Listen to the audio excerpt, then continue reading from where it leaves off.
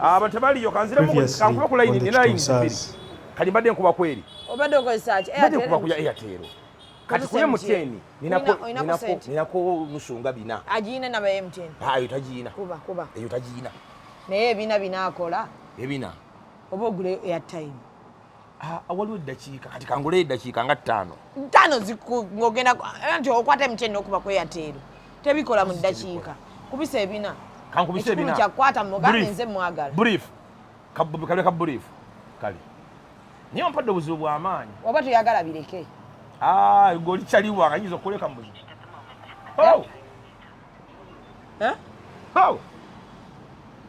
cannot be reached bwaba tazigyeko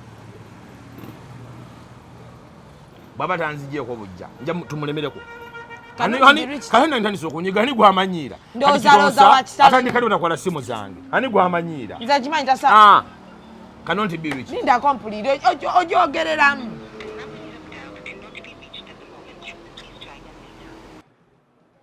Marvin kiki naawe kyokola kiki lwaki tondeka neneekwasaganyiza ensonga zange gwolagirira oneeno nkuwadde appointment nekugamba tujja ku meetinga ku Lwokuna after lunch ate era okoze kyekisiru ekirala. Marvin, please be serious. Buno obulamu bwange, relationship yange, love yange giveemu. No, Marvin, nakoowa ebintu by'ekisiru bwe mba nsazeewo nganze ndi musajja ekimala sikyali oli Kitonsa wammwe gwe mwamanyiranga okutegeerera neetegerera please.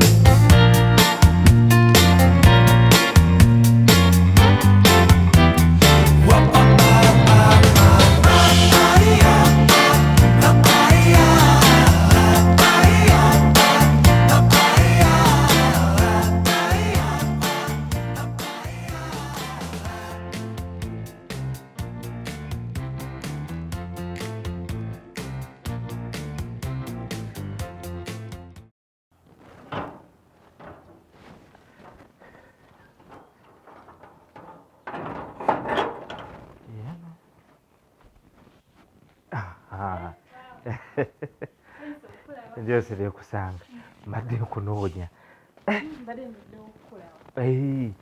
era ntegedde eri bwe sikulabye eri manya kati nkusanga wano ugamba oti nga nsanyusa okukulabako mwanyina omulungi oli bulungi ne bulungi nawe olabika bulungi embeera nti bwekyukamu ng'otereeramukko just lwakuba I needed some sister advice about some few things.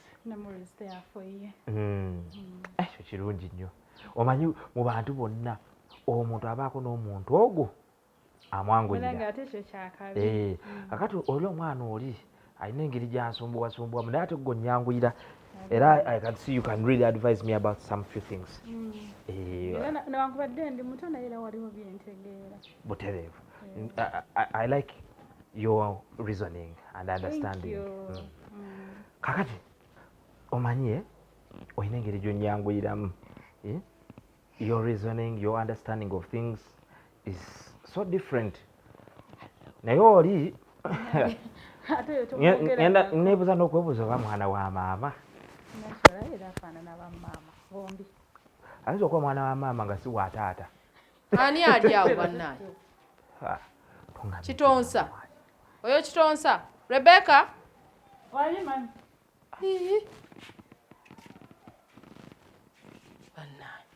Wangi mami. Okoma wabweru. Kitonsa ng'amanyiira kutanagijjako. Naye kati Kitonsa nzire mukube kuba kale kalalisa okunyiiza katandika ddi okunyiga essimu yange mbuka noti bibiki amanyiiraani omukubya tekirowooza nti nnya kyemwetaaza. Owulidde? The number you have dialed cannot be reached at the moment. Agigyeko. Simanyi. Ddamu okuba essimu eyo. Ziramu okube? Erabika network. Kitonsa ng'amanyiira. Ddamu okuba essimu network. Essimu yange. Kuba essimu network naawe oyogera nnyo nga tokola kito. Nati wozze wange woleekanira otyo. Naye tontawaanya. Bino ebizibu byonna mbiriko lwakuba gwe singa Eyise, ivuze eyise. Kugambye network. Kati njikuwa ogendako oba njije mulawudi? Halo? Halo? Kitonsa? Zubedah? Kitonsa? Ajeko. Chichi. Kitonsa? Chichi. Halo? Yavudde kudda nawe essimu kakano kakujjeko akasajja nagambire akategeera. Ekirala ki? Ekiwedde. Soko demo okuba essimu. Nziramu kube. Damo okuba essimu. Eka network essimu network ennaku zino si nnungi. Ebuuka kusigaddeko bibiri bijja mmala. Naye naawe ekituufu wejjamu embeera y'obukopi giyinza nakuba zikutukako lwa ssente. Kakutteeka. Halo? Kitonsa, Zubedah. Halo?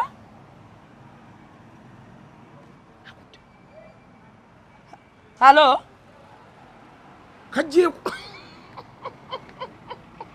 Kiki ekisinisa? Kiki ekisesa? Akasajja Mbuuza nti kiki ekisesa? kajjeeko essimu.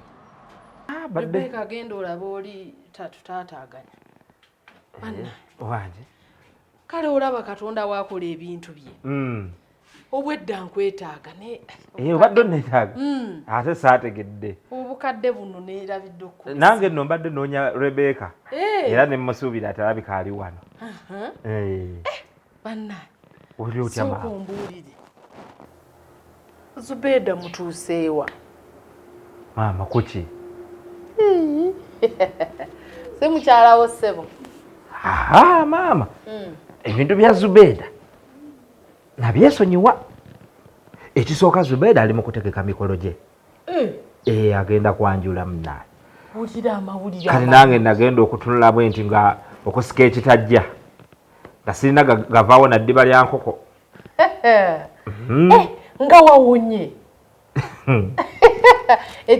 Kati awo mwana mulungi kati ne wampita ku mukolo ngenda kasitaba nga akutadde. You mean you can go? Kati ate muyinako obuzibu agenda akwane baavu banne. That is okay. Anyway, so what are you doing? You have a girlfriend? What is going on? What is happening in your life? Kajjeeko essimu. Kitonsa alowooza wa kitalo. Kyenakugamba akasajja si ka kitalo nnyo. Alaga abasajja nze si kyaka. Ddamu okuba essimu omulundi ogusembayo gumu. Nzemu okusembayo. Kuba essimu eyo omulundi ogusembayo gumu agiggyeko mumale lumu. Si essimu eguya Kitonsa ye mulungi ennyo. Wakabi nnyo. Kuba essimu eyo ogusembayo. Atandika ddi okugyako essimu yange. Kuba essimu omulundi gumu ogusembayo. Kati kankubireko Airtel. Saa kummanyira. Abasajja bazibu nnyo. Kitonsa. Sajja sookwendako ng'olaba. Kitonsa ayenze misana ng'ensi yonna eraba. Evuga. Kuba kati ategedde nze mu Kitonsa. Nze nkukubira Zubedah. Halo? Wanje? Ani? Wanje? Agamba ki?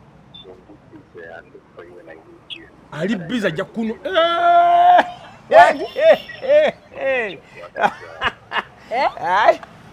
Halo? Bakukyawa Lindako, agambye kali ntire bize ajja kukubira nga akwetaga essimu giwummule eno yange atagamba gwummule essimu ye eyo yange oba lowooza ayogera nange. Kitonsa wamma no Zubedah nze mbadde kkubidde simulekwa. Wanje?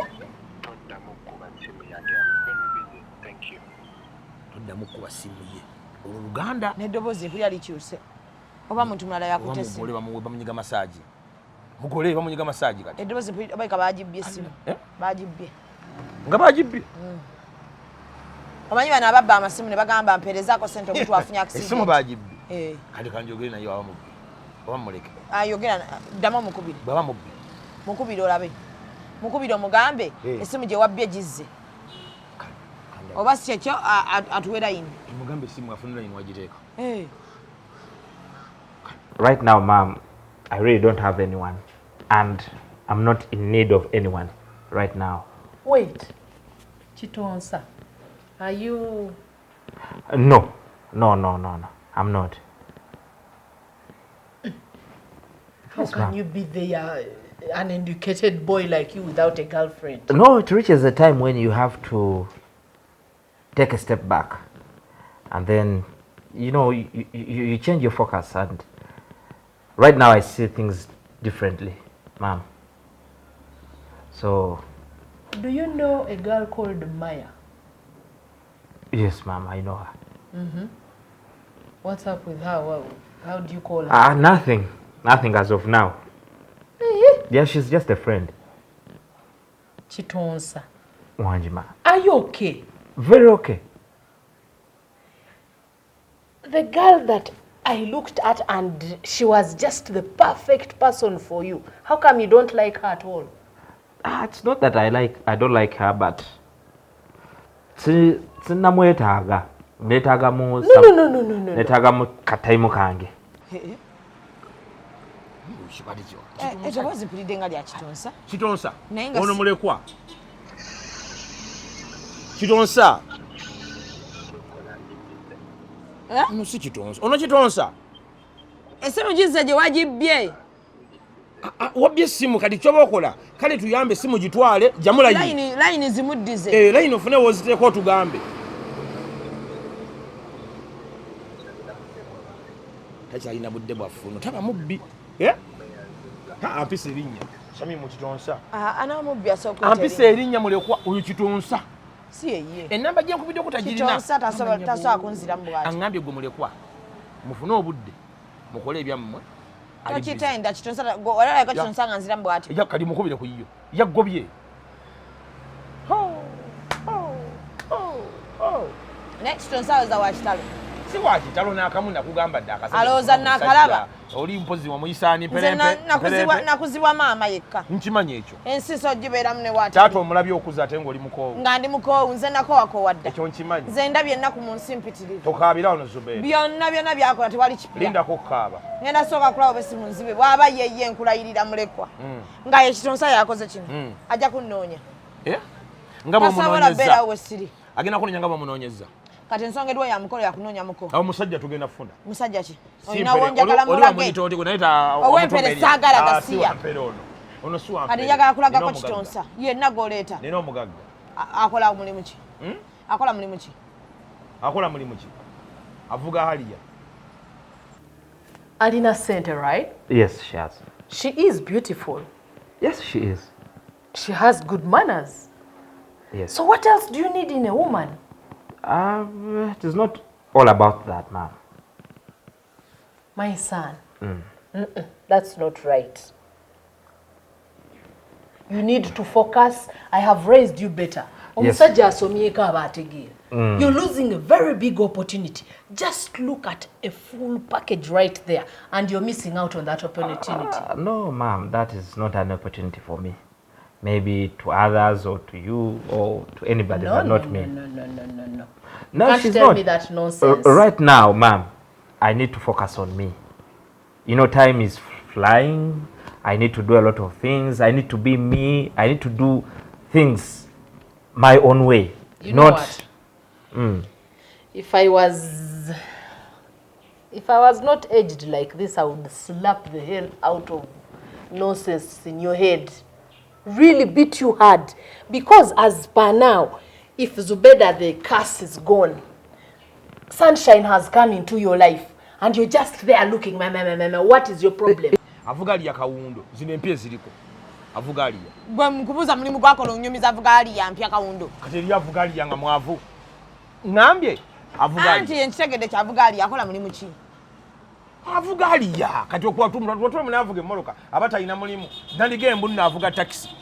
Oyo manya wa taxi. Avuga halia. Omuntu avuga halia. Avugalia avuga Uber. Avuga bagole.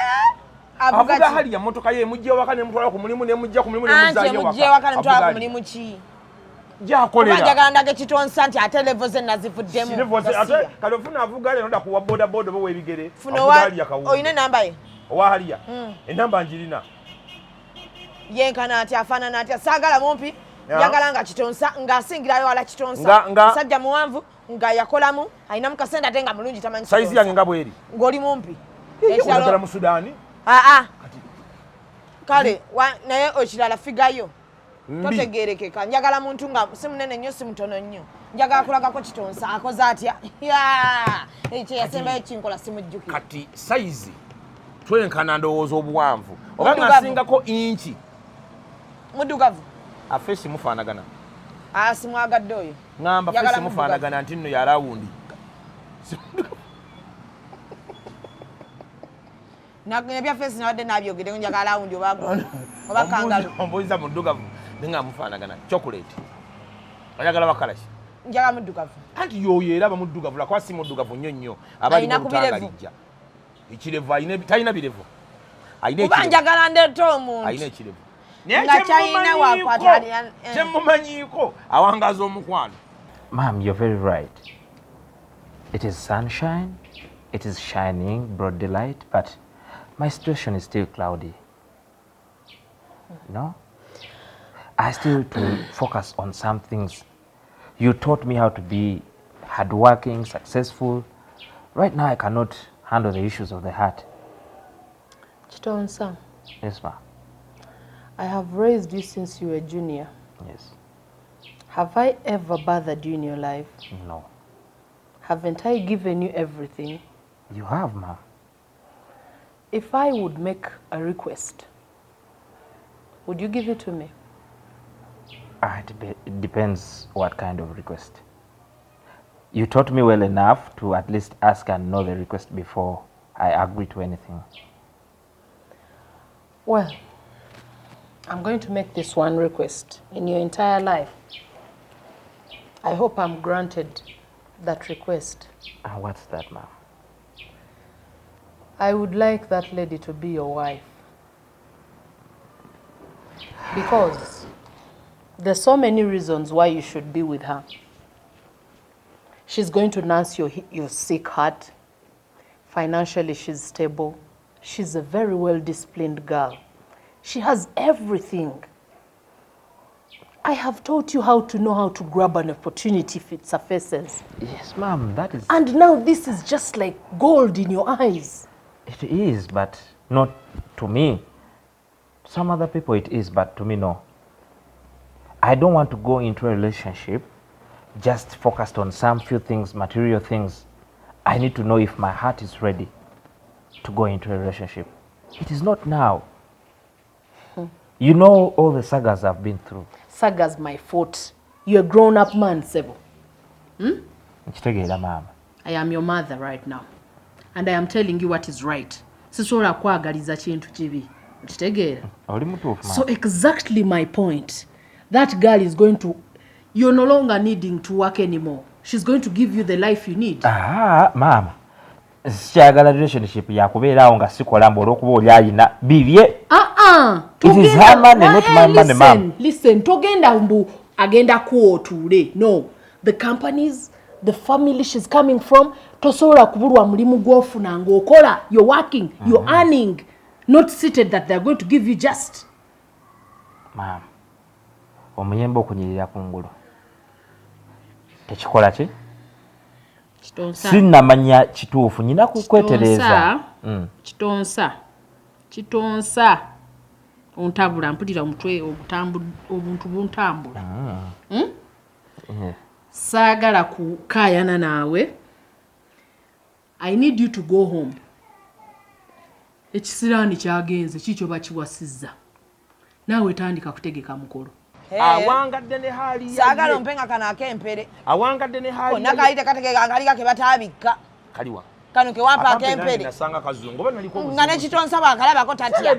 Konna kalina ebigooli omanyi buno obwana bebazadde nga tebutuuse ne bakabika ebbugu nekasajja kakempere kaali kazibu nnyo kafaanana bubi nnyo kalinga buno obukoko enkuba bwekubye kalinga akabazaala tekatuuse obuviiri tebwawera konna kali awo katono nnyo kalinga akatalya mmere. Zubedah, njagala ompa omwana w'abantu nga ngenda kulya naye nnumya ensi njagala kuba jambo Kitonsa wali kali jambo takwata simu gasiya mumanyiko ekintu ekyo sajja bamanyiira Kitonsa agana ate kukwata simu yange kuki Zubedah ono omusajja kyemumanyiiko muwangaazi era ebbanga lyemmaze nga mmulaba ebintu byonna byakuwangaala awangaaza kye bayita omukwano kubanga awangadde ne haliya ye kitegeeza ebbanga lyamaze nga awangaala ne mmotoka ye awangaaza omukwano musajja avuze haliya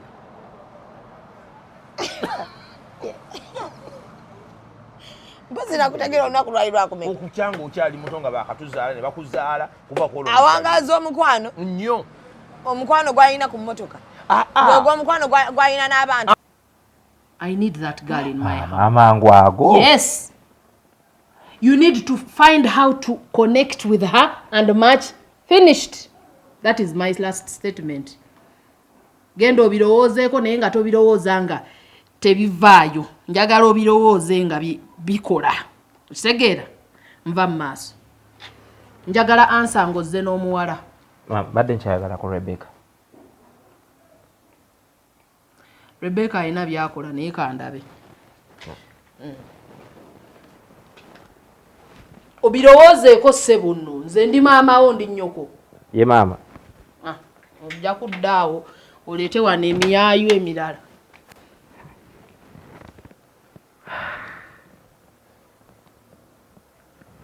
Rebecca. Nakufuna bw'ati. Ajja kulabanga hali yaye. Mujja kuwangaala, mujja tambulira kumu, buli kimu kikulaba. Talina mukazi. Ya kusatu.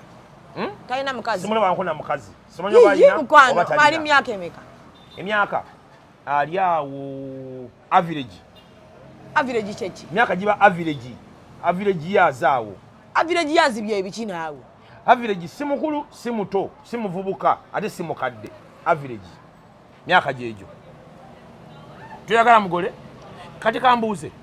Oyaga justinga mugole oba oge musajja wakwagala? Mugole. Kati wana jayigireyo mwagala. Nanayiga. Tonyiza butamwa. Engeri jayina omukwano gwaliya. Naye obanga ayinza obutaba nagwo. Akate bagattako gwe. Apa n'emikwano egyo. Zubedah hali. Funiro yayina omukwano gwaliya. Tajja kummenya ne wemba mukyaja sigala yagala aliya ye. Ya. Ajja akole bukozi. Ali kakata ayinza okwata kkiriza genda nga yagala aliya ye ne Zubedah we mugende lumu. Wadda wagenda. Aya webera Zubedah wabera. Ali yayo yagifuna yagisikira yakolerera. Eteeko okuba yiye banga lyamaze nalyo. Yiye. Efaana netya. Namba ki? Avuze hali yalooza yubbi. Chemanyi yubbi. Ndowooza. Yubbi. Yubbi oba gi. Enga yubbi. Yubbi je. Awangadde nayo. Oh. Musajja awanga. Nyinza mulabako ddi mpaka kifaananyi kye. Mpaka kifaananyi kye. Nja kimu kuba nkikusindikire kuba sikiina musimu. Muleke. Bye. Rebecca. Wanje baba. First come. Okay. So. One. Funye mozi. Zubedah. Not Sophia, yangu.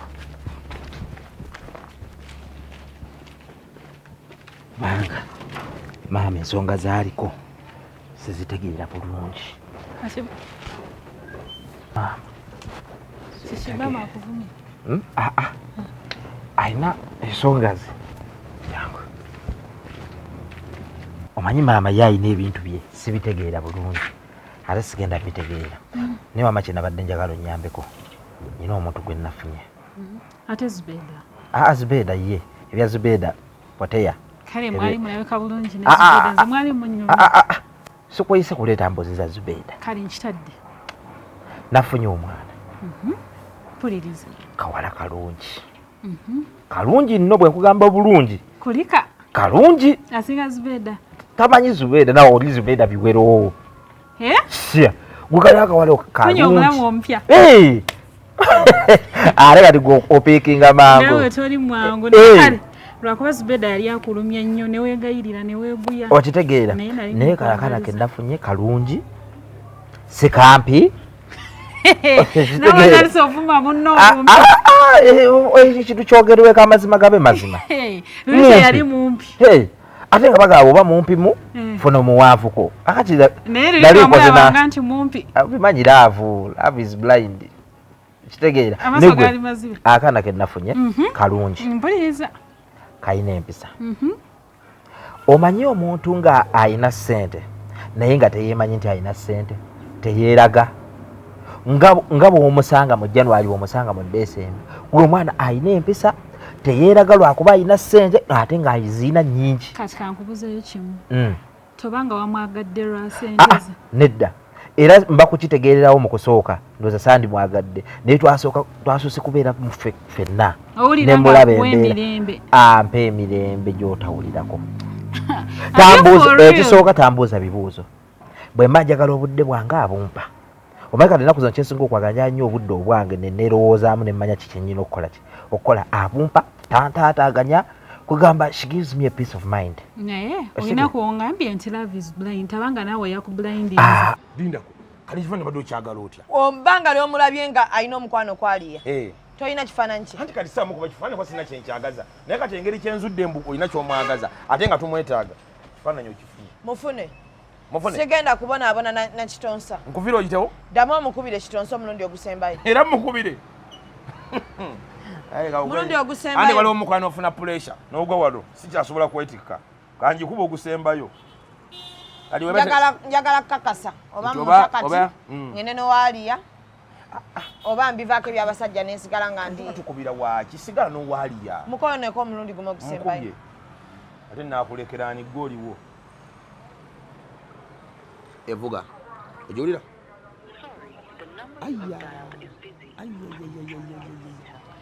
kanfira ku mazzi togwa oli bulungi nze ndi mugumu nakuzibwa maama single mother taata mulayi bukulu ate mulekwa kubedde okuva mu buto ndi mugumu nnyo oli mugumu nkwerekereko ne bwaba tomperegedde wano oli mugumu ndi mugumu nkwerekereko paka wali nze nakuzibwa single mother ate nga mulekwa kyaliwo toyina bwakyali bwange teri ebizibu bino byonna byenniina biggwe era singa saakulaba singa ndi bulungi nnyo nga ne mubufumbo bwange gye wagenda okujja ewange ng'olina ebizibu byo wajja n'ebizibu waliwo omuntu gw'osanga naye wa bizibu gw'oli wa bisiraani ate nga nze nkuyamba okujja kuddala kujja naye ndi mugumu nze nakuzibwa single mother ebyo byonna nabiyitamu oli mugumu taata nga taliwo singa nfuni yakutuzi batubuguma otubuguma oyakunaaba oba alusaze empulira nga zirinnyo ate olina ekizibu ennaku zinalusa nnyingi zindi bubi lwolukuluma olwolukuluma oba n'olukindo lwattuse Kitonsa yabireeta byonna bino mukwano Kitonsa tasaa kuntuusaawo nze sinaakalaba mbu Kitonsa musajja mulungi nnyo okuzibwa single mother nakuzibwa single mother tonkwatako mukwano bizibu byonna byonna ggwe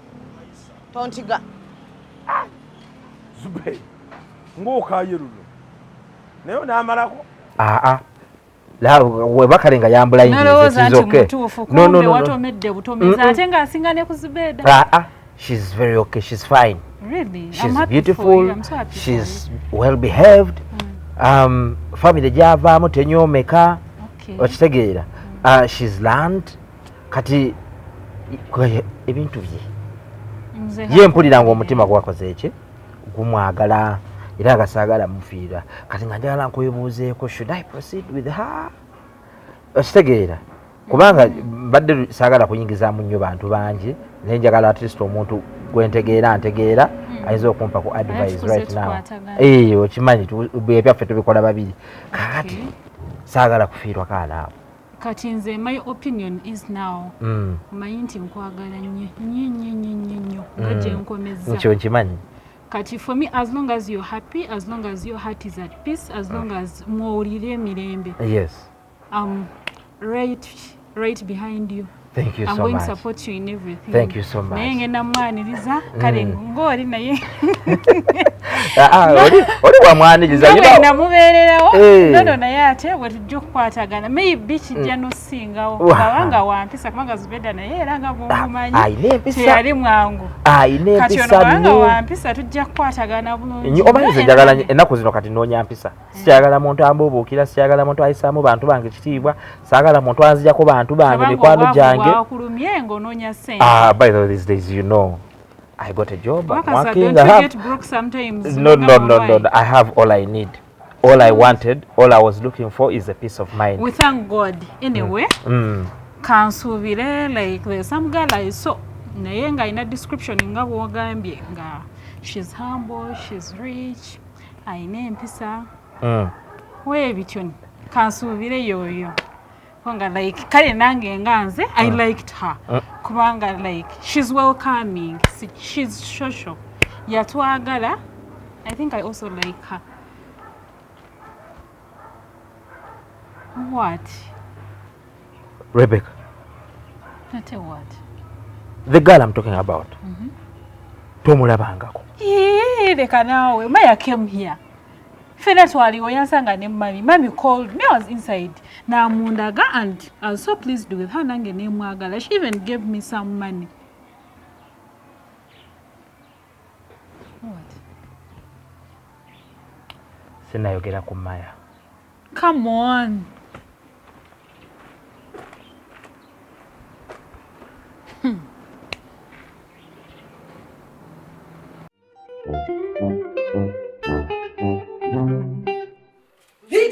Linda kugwa abantu bafuba wasanga musajja lagenda kotuka. Hatya. Musansa wo kunkulu ya kabaka wongo yingira ntebe do yawo. Otegedde wa kubiwologomaawo. Otegedde wa kubiwologomaawo. Nze ntegeddewo nyonnyola bana batamanyi. Awo kubiwologomaawo kunte ye fort yawo. Awo otegedde wa bulungi nnyo. Awo ngo yingira boti mbalala road yawo. Wanoge busege kibuye. Simba basi z'Abaganda. Ntegedde wa bulungi. Nfunawo. Awo antabadde akutukidde kuweruka. Kutuka ki. Nalaba nti mmanyi ddagala. Temukyalya byennyanja. Mutandika okulya ebyennyanja kuba okwata eggi ly'ekyennyanja. N'oligattamu amasavu g'ennyama. Osobola okukola kabundi okusaidde w'ettabu. Bw'oba olina omwana alina nabbuguma. Osobola okukwata amagi g'ente. Okimanyi bulungi ente eriika. Nga njibanyi. Njibanyi. Ate munayize wabwe tezibiika. Naye ng'olaba gyekyo abantu kutamanya eddagala kubanga bw'okwata amasavu g'omusu tagakola kye tuyita fats z'ennyama nonywako n'owona obulwadde bantu kutamanya eddagala ze mbabuuliranga. Banage, don't try this at home. Terms and conditions apply. Do it at your own risk. Subscribing to the Kitonsaz. Subscribe, follow, comment, like, share. Akada kachikuru nya. Notifying go kutegeza nti bakitonsa kati bakoze ki bataddeyo. Tegeza mama, tegeza jajjao, kojjao, baba wo, mama w'omwana, jajjao, yenna gwe wakyalo. Nti munnange, abakitonsa bataddeyo. Era munnange omugambe, kyeyalingira mugambe tosubwa, kandi tokalabangako. Tobeera wattima. Kojja wa jajja wa ssengaawo mu anko wo, mutegeezeeko aligambe muganda wa nnyoko. Abeere ng'akola ki? Nga subscribing. Okitegedde era mukitegedde.